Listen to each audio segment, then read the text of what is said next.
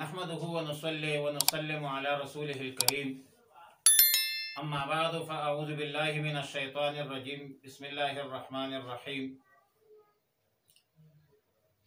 سورہ براءت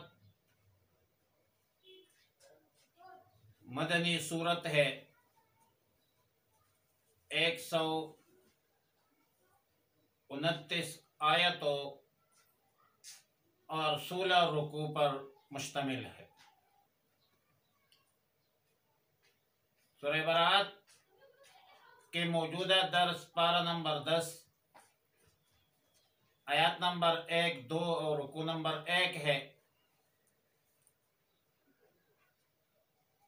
براءۃ من اللہ ورسولہ صاف جواب ہے اللہ کے طرف سے اور اس کے رسول کے طرف سے۔ الی الذین عاہدتم من المشرکین، ان مشرکین کی طرف جس نے تم سے عہد کیا ہے۔ فسیحوا فی الارض 4 اشہر، پس تم چلو پیرو زمین پر 4 مہینے۔ وَاعْلَمُوا أَنَّكُمْ غَيْرَ مُعْجِزِ اللَّهِ، اور جان لو کہ تم اللہ کو عاجز کرنے والے نہیں۔ وَأَنَّ اللَّهَ مُخْزِي الْكَافِرِينَ، اور یہ کہ اللہ رسوا کرنے والا ہے کافروں کو۔ سورت کا نام تو سورہ توبہ ہے، دوسرا نام سورہ براءت ہے۔ سورہ براءت اسی لیے کہا جاتا ہے کہ اس میں کفار سے براءت کا ذکر ہے، اور سورہ توبہ اسی لیے کہا جاتا ہے کہ اس میں مسلمانوں کے توبہ قبول ہونے کا بیان ہے۔ امام لاہوری، امام احمد علی لاہوری رحمہ اللہ الباری کا قول ہے کہ سورہ توبہ کا موضوع ہے اعلان جنگ۔ سورہ توبہ کی خصوصیات میں سے ایک خصوصیت یہ ہے کہ اس سورت کے ابتدا میں بسم اللہ الرحمن الرحیم نہیں لکھا ہے، اور اس حوالے سے جامع القرآن کامل الحیاء والایمان سیدنا عثمان ابن عفان رضی اللہ تعالی عنہ سے سیدنا عبداللہ ابن عباس رضی اللہ تعالی عنہما نے سوال کیا کہ کیا بات ہے آپ نے سورہ انفال کو جو مثانی میں سے ہے، یعنی جس سورتوں کے آیتوں کے تعداد 100 سے کم ہے، سورہ براءت سے پہلے رکھ دیا، حالانکہ سورہ براءت ان سورتوں میں سے ہے جن کے آیتوں کی تعداد 100 سے زیادہ ہے۔ نمبر 2، اور آپ نے ان دونوں کو بھی ملا لیا، اور مزید یہ کہ بسم اللہ الرحمن الرحیم بھی نہیں لکھی۔ تو سیدنا عثمان بن عفان رضی اللہ تعالی عنہ نے جواب دیا کہ رسول اللہ صلی اللہ علیہ وسلم کا یہ طریقہ تھا کہ جب کوئی آیت نازل ہوتی تو رسول اللہ مبارک صلی اللہ علیہ وسلم کاتبین کو بلا کر یہی فرماتے تھے کہ اس آیت کو اس سورت میں شامل کر دو۔ سورہ انفال ان سورتوں میں سے ہے جو مدینہ منورہ میں نازل ہوئی تھی، اور آخری جو سورت نازل ہے ان سورتوں میں سے ہے، اور چونکہ دونوں کے مضامین ایک جیسے ہے، ایک میں دفاعی جنگ ہے، قانونی جنگ ہے، اور دوسرے میں اعلانی جنگ ہے، اس لیے دونوں کو ملا لیا اور دونوں کے درمیان بسم اللہ الرحمن الرحیم نہیں لکھی۔ قرآن کریم کی سورتوں کی ترتیب کچھ یوں ہے کہ سورہ فاتحہ کے بعد سورہ بقرہ، سورہ آل عمران، پھر نساء، سورہ مائدہ، سورہ انعام، اعراف اور سورہ انفال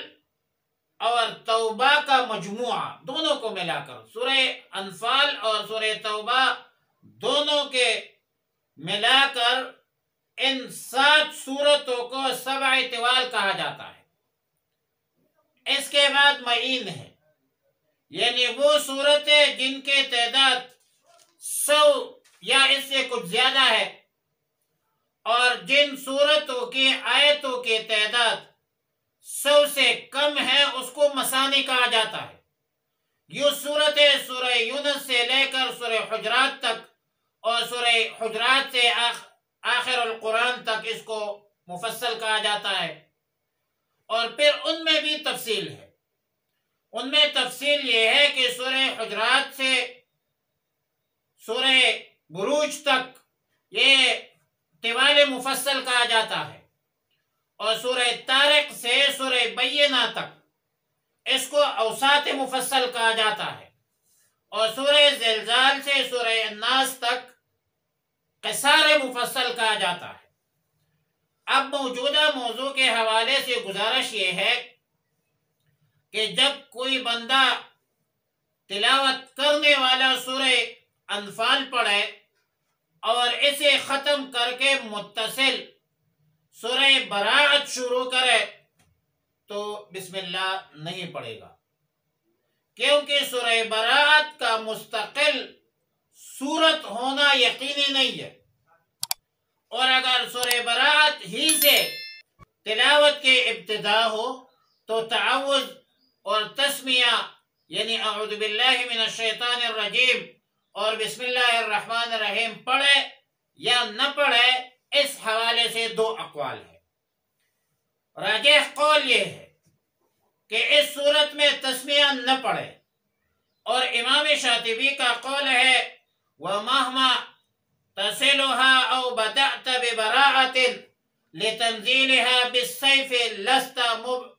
مُبَسْمِلًا، اور محقق ابن الجزری رحمہ اللہ الباری نے النشر میں لکھا ہے کہ لا خلاف فی حذف البسملة بین الانفال وبراءة عن كل من بسمل بین السورتين وكذا في الابتداء ببراءة على الصحيح عند اہل الاداء۔ بعض قراء کا قول ہے کہ سورہ براءت شروع کرنے کی صورت میں ابتدا میں بسم اللہ الرحمن الرحیم پڑھنا چاہیے اور یہ پڑھنا جائز ہے، لیکن وَالصَّحِيحُ عِنْدَ الْأَئِمَّةِ أَوْلَى بِالْاتِّبَاعِ وَنَعُوذُ بِاللَّهِ مِنْ شَرِّ الْإِبْتِدَاءِ۔ البتہ امام شاطبی رحمہ اللہ الباری نے پہلے جو کچھ فرمایا تھا کہ لِتَنزِيلِهَا بِالسَّيْفِ لَسْتَ مُبَسْمِلًا، یہ سیدنا حضرت علی رضی اللہ تعالی المرتضی کا قول ہے، اور علامہ ابن القاسح سراج القاری شرح شاطبیہ میں لکھتے ہیں کہ قال ابن عباس رضی اللہ تعالی عنہما وعنہما اجمعین سألت علی رضی اللہ تعالی عنہ لما لم تكتب في براءة بسم الله الرحمن الرحيم فقال لأن بسم الله الرحمن الرحيم امان وبراءة ليس فيها امان نزلت بالسيف، مطلب بسم اللہ الرحمن الرحیم امن ہے اور سورہ براءت میں امن نہیں ہے، تلوار ہے۔ ایک بات رہ گئی کہ اگر سورہ براءت کے درمیان سے کسی جگہ تلاوت کی ابتدا کیا جائے تو جس طرح دوسری صورتوں کے درمیان سے تلاوت کی صورت میں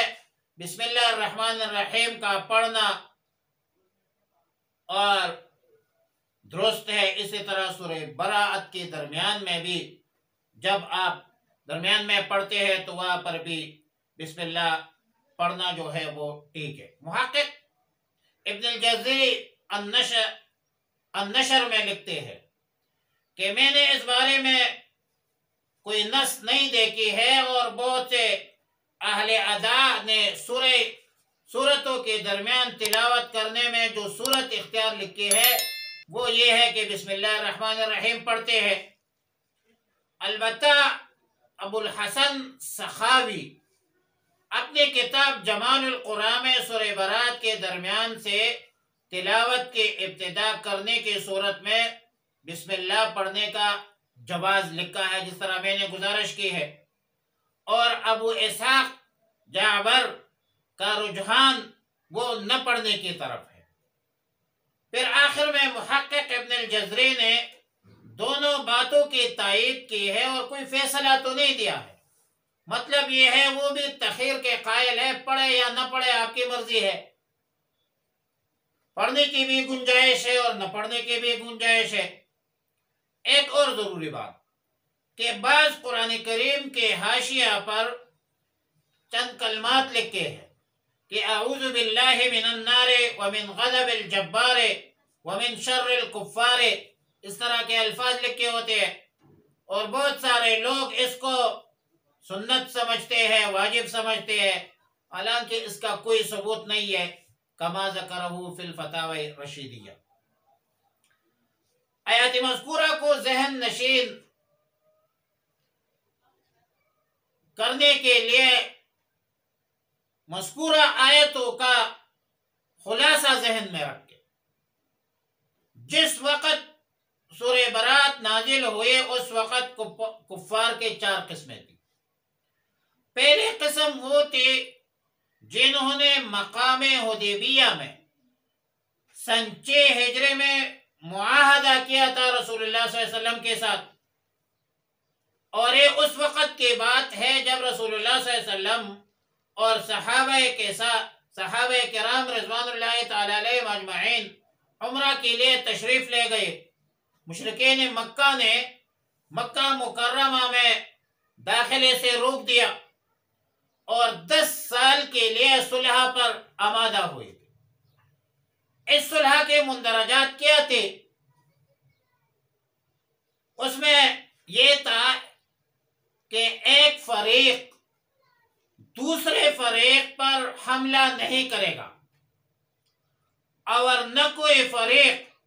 کسی دوسرے فریق کے حلیف اور ان کے ہم فکر یا ان کے لوگوں پر حملہ آور نہیں ہوں گے۔ پھر یہ واقعہ پیش آیا کہ قبیلہ بنی بکر جو قریش کے حلیف تھے، ان کے حامی تھے، رات کے وقت بنی خزاعہ پر حملہ کیا تھا، اور قریش مکہ نے بنی بکر کو ہتھیار بھی فراہم کیا تھا اور اپنے جوانوں کو ان کے مدد کے لیے بھی بھیجے۔ اس طرح قریش نے عہد شکنی کی، اور جب رسول اللہ صلی اللہ علیہ وسلم کو قریش کے عہد شکنی کی خبر ملی تو رسول اللہ مبارک صلی اللہ علیہ وسلم کی جنگ کی تیاری کی، اور سن 8 ہجری میں مکہ مکرمہ پہنچے اور مکہ مکرمہ فتح ہوا۔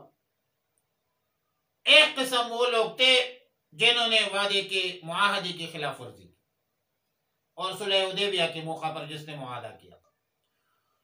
دوسری قسم کفار وہ لوگ تھے جن سے صلح کا معاہدہ ایک خاص میعاد کے لیے کیا گیا تھا، جیسا کہ قبیلہ بنی زمرہ، قبیلہ بنی مدلج، یہ 2 قبیلے اگرچہ بنی کنانہ میں سے تھے، تو سورہ برات کے نزول کے وقت اس کے اختتام میں چند مہینے باقی تھے، ان کے ساتھ بھی معاہدہ تھا۔ مشرکین کا تیسرا فریق وہ جن سے کسی مدت کے تعین کے بغیر معاہدہ ہوا تھا، اور چوتھا فریق وہ تھے جن سے کسی قسم کا معاہدہ نہیں کیا گیا تھا۔ پہلا فریق جنہوں نے معاہدہ توڑا، صلح حدیبیہ کے موقع پر جو معاہدہ ہوا تھا تو وہ معاہدہ توڑنے والے لوگ کسی قسم کی رعایت کے مستحق نہیں ہے. ان کو بلا رعایت جزیرۃ العرب سے نکال دیا جائے یا قتل کر دیا جائے. یہ صرف اتنا ہے کہ اشہر الحرم کی وجہ سے تعرض نہ کیا جائے. اشہر الحرم گزرنے کے بعد متصل حکم دیا کہ اگر یہ لوگ توبہ کر لے، نماز پڑھنا شروع کرے، زکوٰۃ ادا کرے، تو انہیں نہ قتل کیا جائے اور نہ قید کیا جائے. دوسرا فریق جن سے کسی خاص میعاد کے لیے صلح کا معاہدہ کیا گیا تھا اور وہ اس پر قائم رہے، نقض عہد نہیں کیا تھا، معاہدے کو نہیں توڑا تھا، تو اس فریق کے بارے میں یہ حکم ہے کہ فَأَتِمُّوا إِلَيْهِمْ عَهْدَهُمْ، کہ ان کے معاہدہ کے مدت کو پورا کرو، کیونکہ معاہدہ کی خلاف ورزی اہل ایمان کا طریقہ نہیں ہے. اور یہ حکم قبیلے بنی زمرہ اور بنی مدلج کے متعلق. تیسرا فریق جن سے کسی مدت کی تعین کے بغیر معاہدہ ہوا تھا، اور چوتھا فریق جن سے کسی قسم کا معاہدہ نہیں ہوا تھا، ان کے بارے میں سورہ براءت کے شروع سے لے کر وَبَشِّرِ الَّذِينَ كَفَرُوا بِعَذَابٍ أَلِيمٍ تک 3 آیات میں اعلان فرمایا، اور ان کو 4 مہینوں کی مہلت دی گئی، اور کافروں سے فرمایا کہ تم اللہ کو عاجز نہیں کر سکتے. بہرحال سرزمین عرب میں 4 مہینے چلو پھرو، گھومو پھرو، اور 4 مہینے کے بعد یہ بھی نہ سمجھنا کہ جزیرۃ العرب سے ہم چلے گئے تو اللہ کے گرفت سے آزاد ہو گئے، مسلمانوں کے غلبے سے خود مختار ہو گئے. نہیں، تم اللہ کو عاجز نہیں کر سکتے. اللہ تعالی کافروں کو ذلیل کرے گا اور ضرور کرے گا. الفاظ کا رخ تو ان لوگوں کی طرف ہے جن سے کوئی عہد تھا اور ان کے میعاد مقرر نہ تھی، لیکن اس میں وہ لوگ بھی داخل ہے جن سے کسی قسم کا معاہدہ نہیں کیا گیا تھا. وآخر دعوانا الحمدللہ.